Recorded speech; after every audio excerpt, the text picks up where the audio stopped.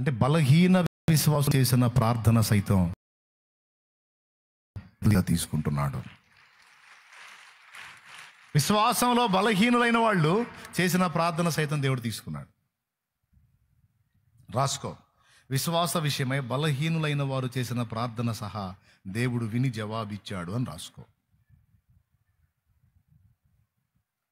మరి నేను ప్రార్థించినప్పుడు కూడా దేవుడు దాన్ని పట్టించుకుంటాడు అని నమ్ము బిడ్డ.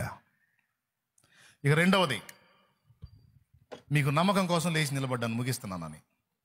మళ్ళీ మీరు మనశ్శాంతి పాడు చేసుకుంటారు అందుకని. రెండవది, అపరాధములను గుర్తు చేసి కృంగదీస్తాడు కదా వాడు. దానికి కూడా బైబిల్లో రెఫరెన్స్లు ఉన్నాయి. తొట్టుపడ్డాడు, నువ్వు కూడా తొట్టుపడ్డావు, ఏదో డిస్టర్బ్ అయ్యావు. నువ్వు తొట్టుపడ్డావు, ఏదో డిస్టర్బ్ అయ్యావు. కావాలని వ్యూహాత్మకంగా పక్కాగా నువ్వు అది ఎదుర్కోలా, ఊహించలా, అన్ఎక్స్పెక్టెడ్, సడన్గా డిస్టర్బ్ అయ్యావు, శోధించబడ్డావు, ఊహించని రీతిలో ఇరుక్కున్నావు. అక్కడ నీ వల్ల నోటి మాట ద్వారానో, క్రియ ద్వారానో, చూపు ద్వారానో, తలంపు ద్వారానో ఎక్కడో ఏదో పొరపాటు సంభవించింది. దాన్ని తీసుకుంటాడు వాడు. తీసుకొని ప్రార్థనలో నీకు నిశ్చయత లేకుండా చేస్తాడు. సో ఏది ఏమైనా, ఏది చూపించైనా మనల్ని చెడగొట్టడమే వాడి పని. అప్పుడు నువ్వు గుర్తుపెట్టుకో, నీకు బైబిల్లో నుంచి కొన్ని ఆధారాలు చూపిస్తా. దావీదు క్రమముగా ఉన్నప్పుడు దేవుడు దావీదు ప్రార్థన విన్నాడు. దావీదు తొట్టుపడ్డప్పుడు కూడా దావీదు ప్రార్థన దేవుడు విన్నాడని బైబిల్ చెబుతుంది. దేవునికి మహిమ. హల్లెలూయా.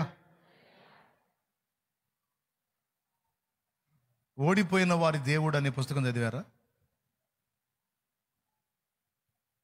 స్టాల్లో ఉంటుంది, ఓడిపోయిన వారి దేవుడు అని.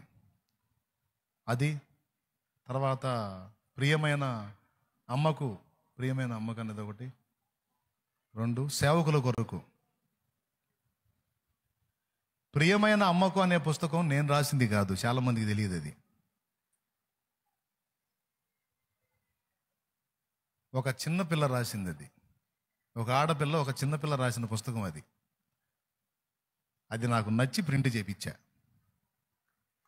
చాలామంది నేను రాశాను అనుకున్నారు కదా, ఒక ఆడపిల్ల రాసింది యథార్థంగా. ఆ 3 పుస్తకాలు కూడా ఆ పిల్లే రాసింది. 2 నేను వాక్యం అందించినప్పుడు విని ఆ టాపిక్స్ రాసింది. ఇలాగ నేను వాక్యం చెప్పినప్పుడు అది తీసుకొని ఆ బుక్స్ రాసింది. ఆ 3 పుస్తకాలు 20 ఏళ్ల కంటే తక్కువ ప్రాయం ఉన్న ఒక చిన్నపిల్ల రాసింది. దేవునికి స్తోత్రం.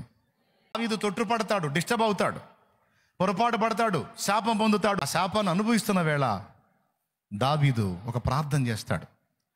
తన కుమారుడైన అబ్షాలోము దగ్గర అహీతోపేలు అనేవాడు ఉంటాడు. వాడు దావీదు మీద యుద్ధం చేసి దావీదును చంపేయమని దురాలోచనలు చెప్తా ఉంటాడు కొడుక్కి. నీ తండ్రి మీద తిరుగుబాటు చేయని, నీ తండ్రి నీ ప్రాణాలతో బ్రతకనియొద్దు, డేంజర్ ఆయన చంపేయని. ఈ ఆలోచన వాడు చెప్తున్నాడు అన్న సంగతి ఎవరికి తెలిసింది?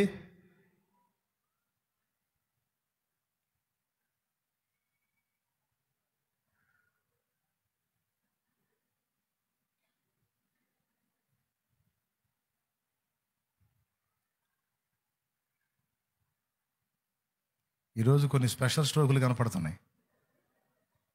దాని ఎఫెక్టే, వాడి ఎఫెక్టే. ఇది కూడా అదే. అయినా సరే ఇది మాత్రం తీసుకోండి సీరియస్గా. అహీతోపెలు ఆలోచన చెడగొట్టు ప్రభువా అని ప్రార్థన చేస్తాడు దావీదు. ఆ ప్రార్థనను దేవుడు విని వాడి ఆలోచన చెడగొడతాడు. వాస్తవంగా తొట్టు పడక ముందు చేసిన ప్రార్థన కాదు, డిస్టర్బ్ అయిన తర్వాత కూడా దావీదు చేసిన ఆ ప్రార్థన దేవుడు విన్నాడు. ఓకే, నువ్వు లైఫ్లో భంగపడవని గ్యారెంటీ ఏమి లేదు. నువ్వు జీవితాంతం అలాగే స్థిరంగా నిలబడతావని గ్యారెంటీ ఏం లేదు. తొట్టుపడే ఘట్టాలు నీ జీవితంలో ఎదురవ్వచ్చు. కాకుండా ఉండటానికి జాగ్రత్త పడాలి, ఇరుక్కోకుండా ఉండటానికి పారిపోవటం నేర్చుకోవాలి, శోధనలు జరిగే ప్రదేశాలకు వెళ్లకుండా తప్పించుకు తిరగాలి. అయినా సరే ఎంత జాగ్రత్తగా ఉన్నా, ఎంత మెళకువగా ఉన్నా, ఎక్కడో చోట ఒకవేళ నీ జీవితంలో భంగపాటు ఎదురైతే దాన్ని ఆధారం చేసుకొని నీకు దేవుని ముందు మొహం చల్లకుండా చేయడానికి సాతాను పదే నిన్ను శోధిస్తాడు. అప్పుడు గుర్తుపెట్టుకోవాలి, నేను గెలుపులో ఉన్నప్పుడే కాదు, నేను ఓడిపోయిన స్థితిలో ఉన్నప్పుడు కూడా దేవుడు నా ప్రార్థన వింటాడు అనే నిశ్చయత నీకు ఉండాలి. దీనికి బైబిల్లో రుజువులు చూపిస్తా. టపి అంటే రిఫరెన్స్ చూపించను, రిఫరెన్స్ మీరు చూసుకోవటమే.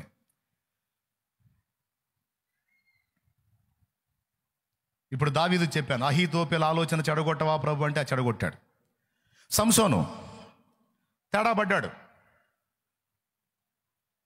దెలీలా దగ్గర, అభిషేకం పోగొట్టుకున్నాడు.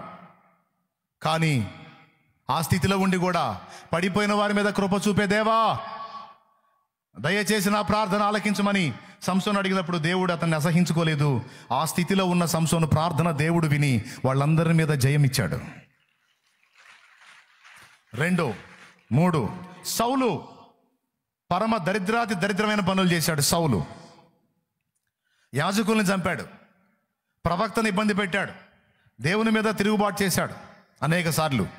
అలాంటి సౌలు చివరి ఘట్టంలో వెళ్ళకూడని స్థలానికి వెళ్ళాడు.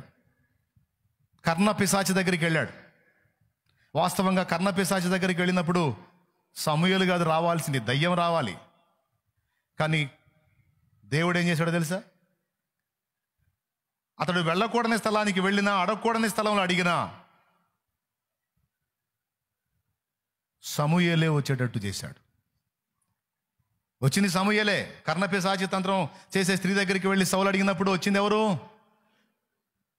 దుప్పటి కప్పుకున్న ముసలివాడు ఒకడు దేవతలలో నుండి పైకి వచ్చుట నేను చూచుచున్నానని వ్రాయబడి ఉంది.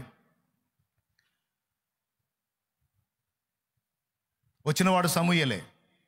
అయితే వచ్చి చెప్పిన వార్త శుభవార్త కాదు. యెహోవా నిన్ను ఎడబాసి నీకు పగవాడు కాగా నన్ను పిలిచి నీకు ప్రయోజనం ఏముంది? ఫిలిస్తీన్ల మీద నీకు జయము కలగదు. రేపు ఈ టైం కల్లా నువ్వు నీ కుమారులు నాతో పాటు ఉంటారన్నాడు. అంటే మీకు చావు మూడింది అనే మాట చెప్పాడు. ఆ మాట అయినా సరే సమూయేలు ద్వారా అందేటట్టు దేవుడు చేశాడా లేదా? అది దేవుని మంచితనం. ఏమైనా అర్థమైందని చెప్పింది? అంటే తొట్టుపడ్డ వారి ప్రార్థన కూడా, తొట్టుపడి దిష్టపై భంగపడి ఉన్నటువంటి వారి ప్రార్థన కూడా దేవుడు విని జవాబులు ఇచ్చినట్టుగా బైబిల్లో సాక్ష్యం ఉంది. కాబట్టి సాతాను నిన్ను శోధించనీయొద్దు.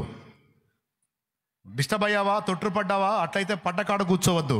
పరిగెత్తు దేవుని పాదాల దగ్గరికి వెళ్ళి ఆయన కాళ్ళు పట్టుకొని పెనవేసుకొని కన్నీరు గార్చి దేవుణ్ణి అడిగి మళ్ళా నీ ప్రార్థన క్రమాన్ని నువ్వు కొనసాగించాల్సిందే. ఆయన నీ ప్రార్థన వింటాడు.